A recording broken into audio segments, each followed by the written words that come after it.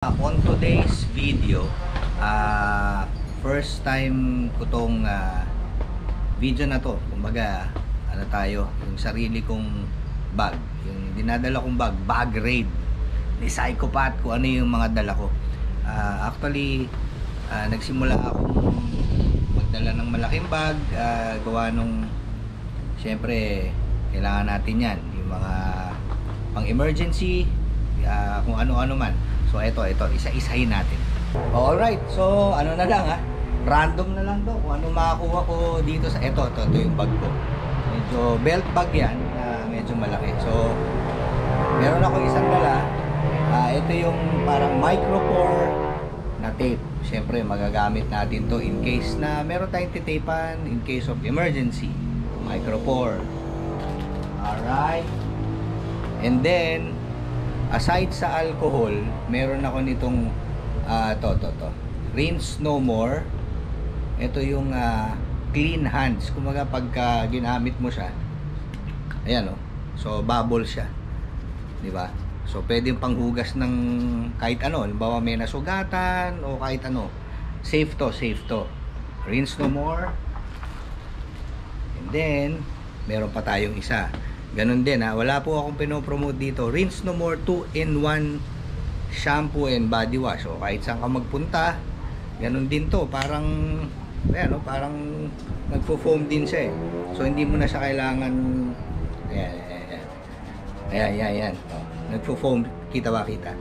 Ayan, so nagfo-foam siya. So hindi mo na rin kailangan na banlawan ng tubig. Punasan mo lang ng So ayan, pupunasan lang ng basahan. So puro yan, lagi ako may dala niyan. Rinse no more. Aside dun sa ating mga rinse no more, syempre meron tayo dito. Wala pa rin akong pinopromote So ano to?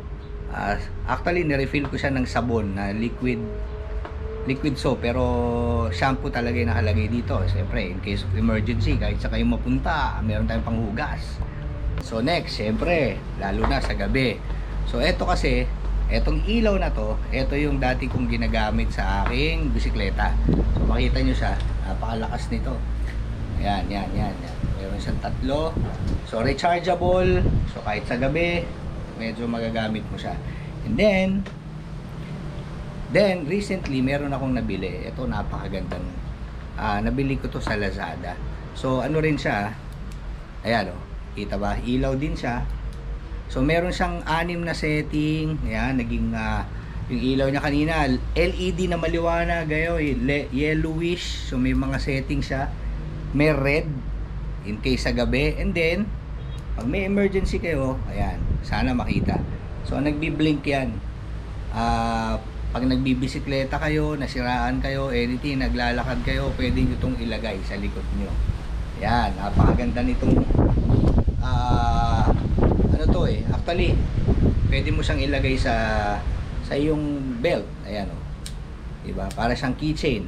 And then eto, kung makikita nyo to, sana makita. Ayan, to, seat belt cutter. So pag ginanon nyo, in case na alam mo na may mangyari sa atin, vehicular accident o anuman, seat belt cutter.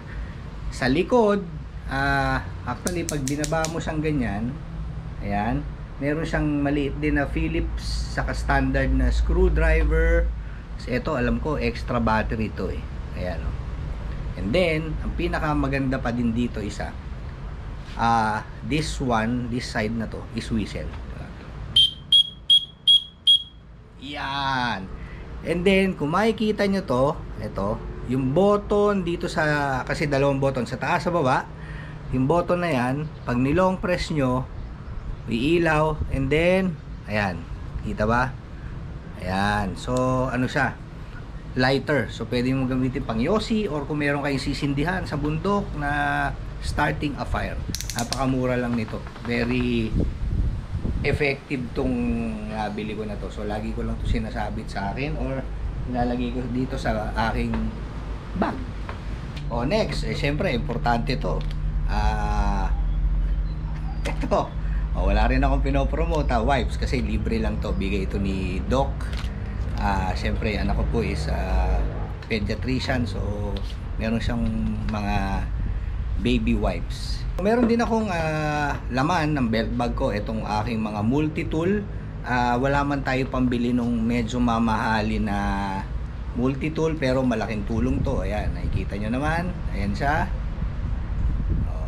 Ano yan? Malaking bagay ito. Meron screwdriver, pambukas ng cork, kahit ano. At syempre, isa pang importante, cords and power bank. Actually, mag-upgrade na rin ako ng power bank.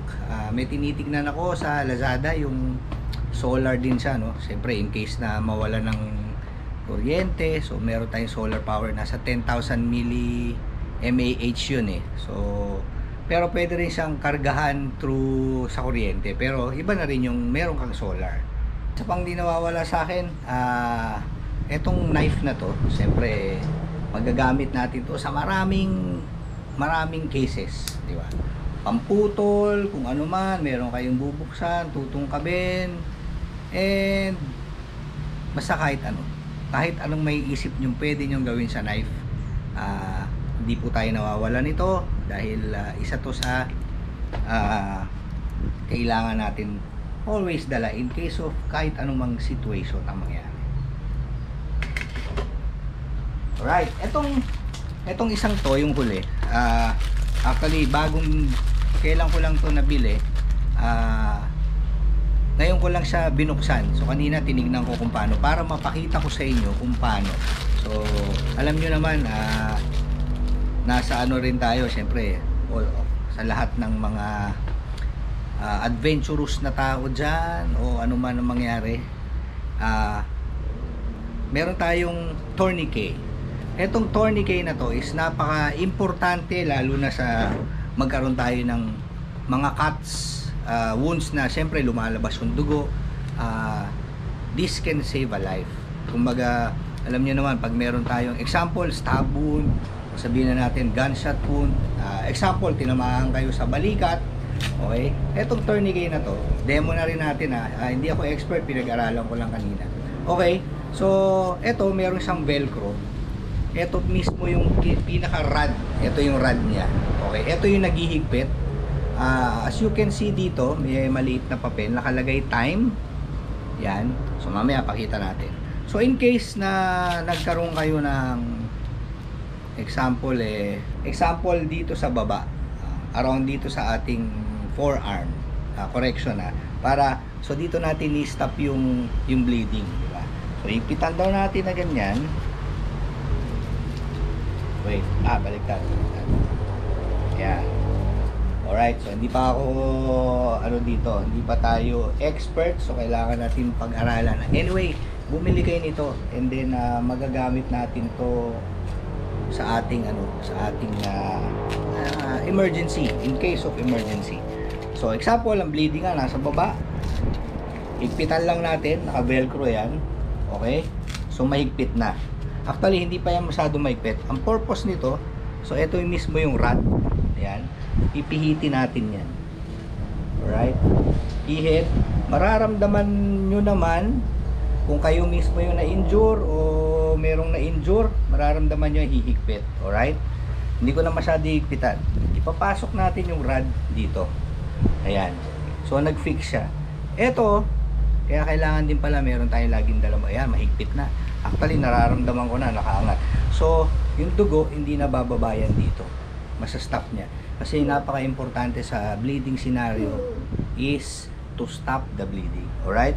And then, ito, yung kaninang puti, may nakalagay na time. I-overlap natin yan.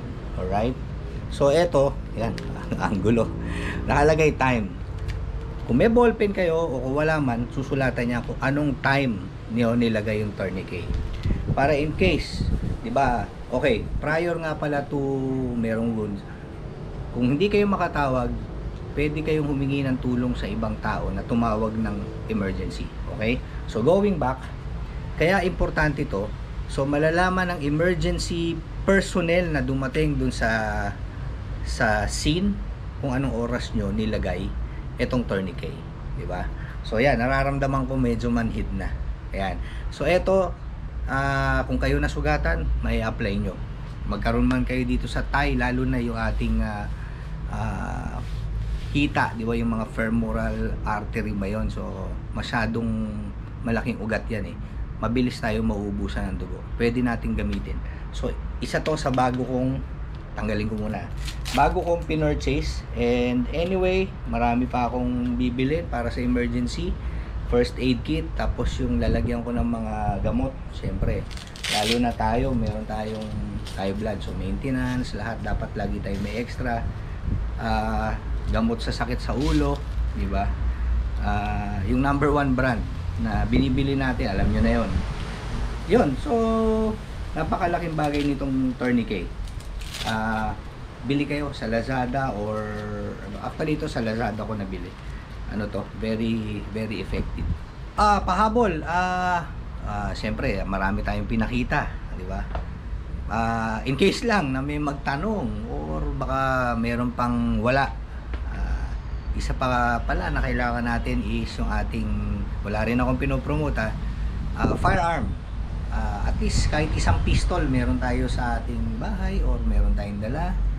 Hindi naman natin masasabi ang panahon ngayon, pero masasabi ko lang, kung meron na kayo or gusto nyo magkaroon, be a responsible gun owner.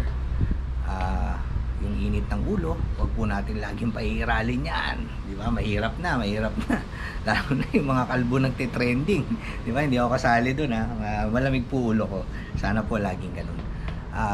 Regarding sa pistol pala, ako ay prefer na yung aking carry is a concealed carry weapon. Ibig sabihin yung EDC ko, yung everyday carry is maliit lang. Ito yung nasa mga 3-inch barrel lang. Ayoko lang magbanggit ng brand, ayoko mag-suggest kung ano man. Kasi kaya ako nag-shift sa maliit.